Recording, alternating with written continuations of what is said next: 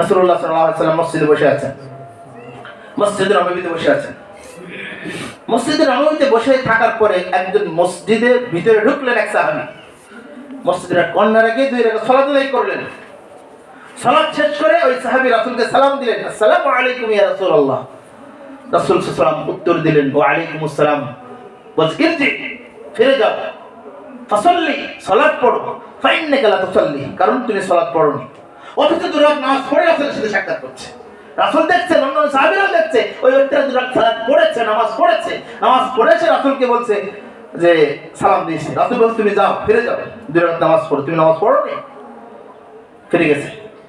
ফিরে এসে 2 বার আবার সালাম দিল। রাসূল সাল্লাল্লাহু আলাইহি ওয়াসাল্লাম 2 বার আবার বললেন, ইরজি ফাসাল্লি ফাইন্নাকা লা তুসাল্লি, ফিরে যাও, সালাত পড়ো, সালাত তুমি পড়োনি।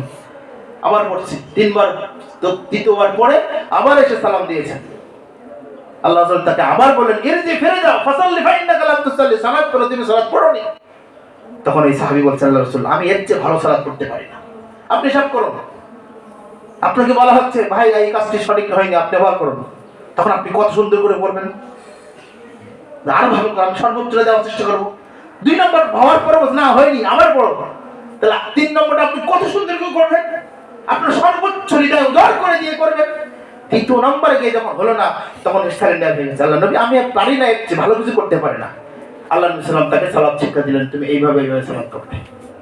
তার মানে মসজিদে নববীতেও সালাত পড়ে লাভ হবে না, রাসূলের সাহাবী হয়েও সালাত পড়ে লাভ হয়নি, মসজিদে নববীতে সালাত পড়েও লাভ হয়নি। কেন? রাসূলের পদ্ধতিটা হয়নি তাই, তরিকা সঠিক হয়নি তাই, পদ্ধতি সঠিক হয়নি তাই।